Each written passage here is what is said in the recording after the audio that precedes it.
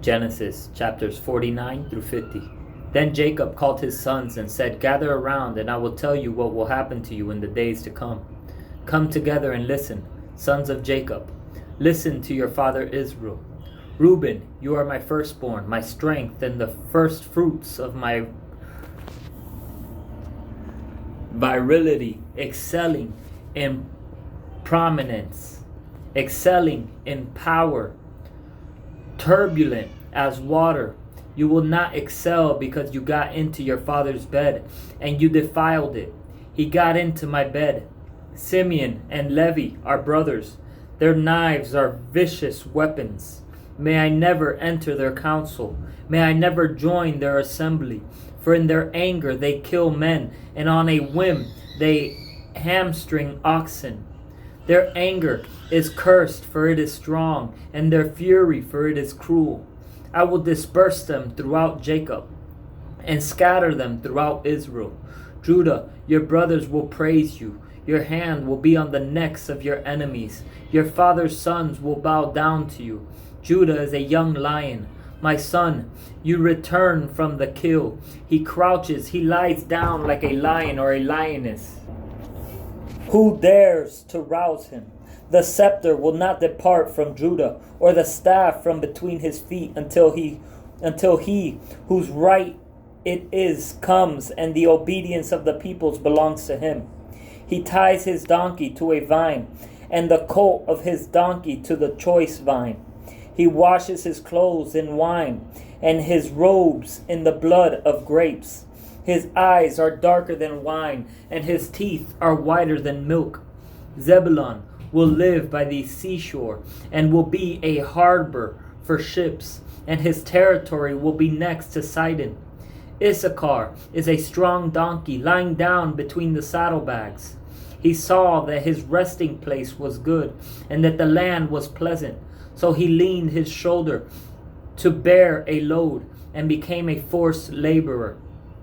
Dan will judge his people as one of the tribes of Israel. Dan will be a snake by the road, a viper beside the path, that bites the horse's heels, so that its rider falls backward. I wait for your salvation, Lord. Gad will be attacked by raiders, but he will attack their heels. Asher's food will be rich, and he will produce royal delicacies. Naphtali is a doe set free, with bears, beautiful fawns. Joseph is a fruitful vine beside a spring. Its branches climb over the wall. The archers attacked him, shot at him, and were hostile toward him. Yet his bow remained steady, and his strong arms were made agile. By the hands of the mighty one of Jacob, by the name of the shepherd, the rock of Israel, by the God of your father who helps you, and by the Almighty who blesses you with blessings of the heavens above, blessings of the deep that lies below, and blessings of the breasts and the womb. The blessings of your father excel the blessings of my ancestors, and the bounty of the ancient hills. May they rest on the head of Joseph, on the brow of the prince of his brothers. Benjamin is a wolf. He tears his prey. In the morning he devours the prey, and in the evening he divides the plunder. These are the tribes of Israel, 12 in all, and this is what their father said to them. He blessed them, and he blessed each one with a suitable blessing. Then he commanded them, I am about to be gathered to my people. Bury me with my ancestors in the cave in the field of Ephron the Hittite. The cave is in the field of Machpelah, near Mamre, in the land of Canaan. This is the field Abraham purchased from Ephron the Hittite as burial property. Abraham and his wife Sarah are buried there. Isaac and his wife Rebekah are buried there, and I buried Leah there.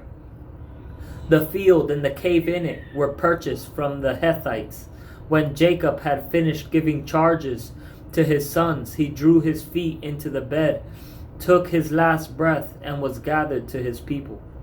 Then Joseph, leaning over his father's face, wept and kissed him. He commanded his servants, who were physicians, to embalm his father. So they embalmed Israel. They took 40 days to complete this for embalming. For embalming takes that long, and the Egyptians mourned for him 70 days.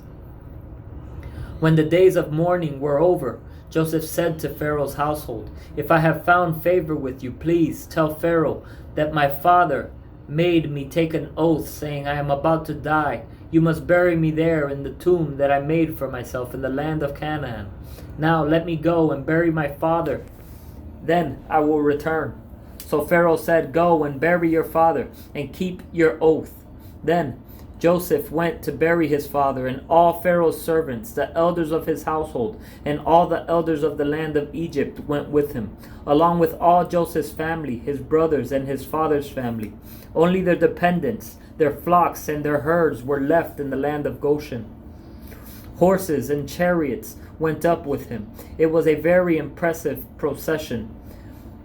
When they reached the threshing floor of Atad, which is across the Jordan, they lamented and wept loudly, and Joseph mourned 7 days for his father.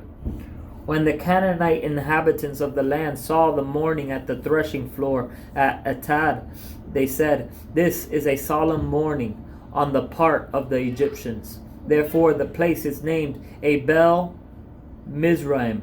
It is across the Jordan. So Jacob's sons did for him what he had commanded them.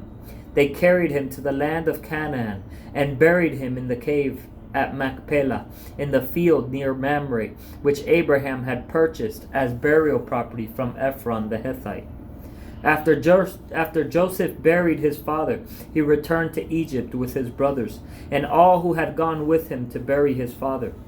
When Joseph's brothers saw that their father was dead, they said to one another, 'If Joseph is holding a grudge against us, he will certainly repay us for all the suffering we caused him.'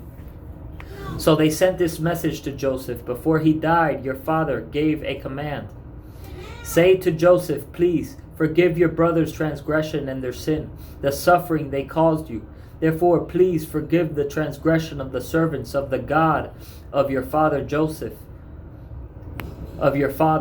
Joseph wept when their message came to him. His brothers also came to him, bowed down before him, and said, 'We are your slaves.' But Joseph said to them, 'Don't be afraid. Am I in the place of God?